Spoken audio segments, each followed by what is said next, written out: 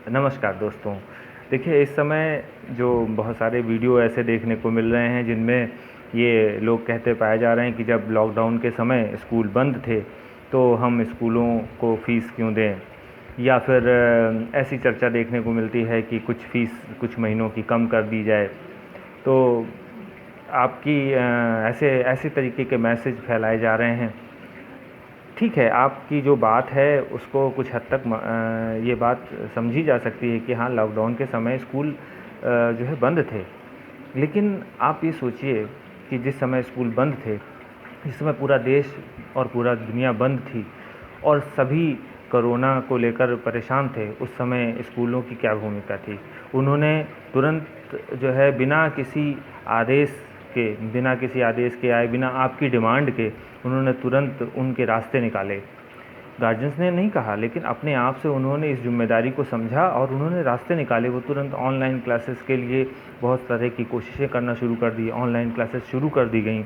और online classes शुरू करने से क्या फ़ायदे हुए, इसके बहुत सारे गार्जियंस के बहुत सारे पॉजिटिव मैसेज मिले स्कूलों को और टीचर्स को, जिनमें टीचर्स ने ऑनलाइन क्लासेस के माध्यम से जो उन्हें बेनिफिट हुआ वो प्रत्यक्ष प्रमाण है।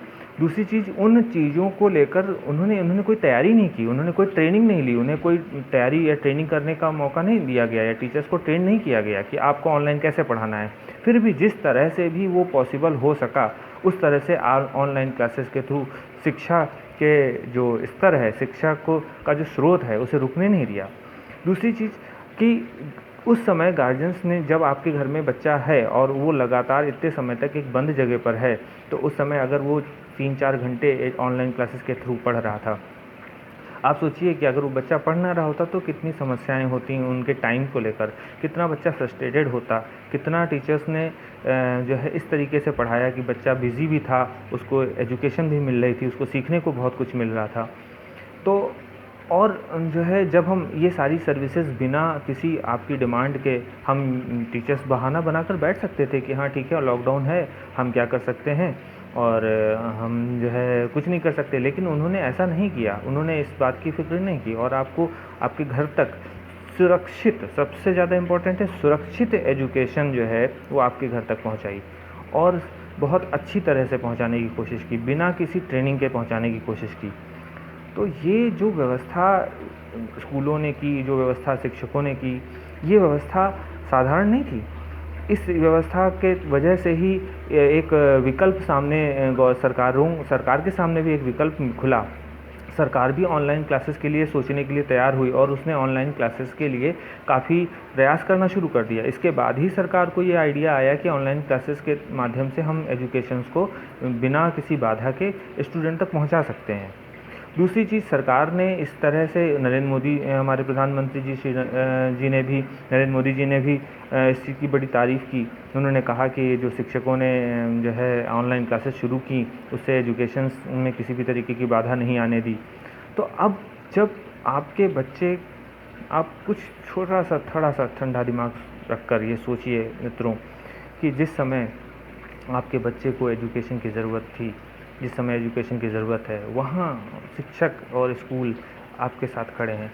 जब आपके बच्चे को पैरों पे खड़ा करने के लिए एक विद्यालय आपके साथ खड़ा होता है, तो आज विद्यालय के साथ आपको खड़ा होना बहुत ज़रूरी है।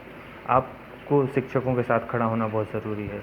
आप नहीं सोच सकते कि इसका कितना बड़ा प्रभाव पड़ेगा। इस छोटे-छोटे जो विचारधाराओं को, अगर हम नकारात्मक विचारधाराओं को फैलाएंगे तो इससे कितना बुरा असर पड़ सकता है समाज पर।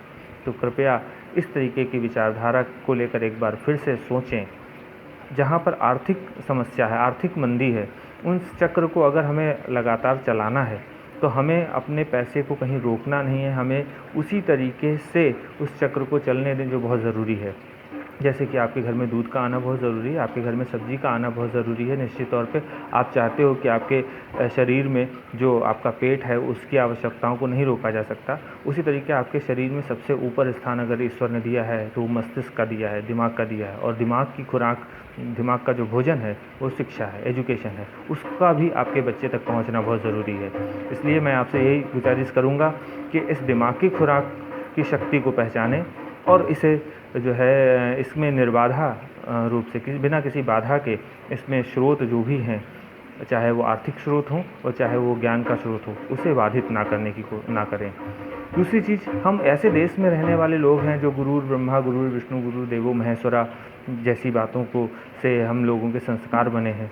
तो क्या हम गुरु को इस तरीके से जो है उसको इस संकट की घड़ी में हम उसका हाथ छोड़ सकते हैं? नहीं छोड़ सकते हैं। जहाँ पर जो है कहा गया कि गुरु गोविंद दोनों खड़े काके लागू पाएँ, वहाँ पर भी गुरु को महत्व दिया गया। हम ऐसी संस्कृति से पले बढ़े हैं, तो यहाँ पर अगर ऐसी संस्कृति को बचाना है, अपने देश को बचाना है और ज्ञान को बचाना है, और हमारे जीवन में अगर सबसे महत्वपूर्ण कोई चीज़ है तो वो ज्ञान है, जो बुद्धि की खुराक है। इसीलिए ईश्वर ने हमारे शरीर में सबसे ऊपर स्थान दिमाग को दिया है। तो निश्चित तौर पे हमारे समाज में सबसे ऊपर स्थान अगर हम अपने विद्यालयों को और शिक्षकों को नहीं देंगे तो ये समाज जो है वो उसके लिए बड़ी समस्या हो जाएगी।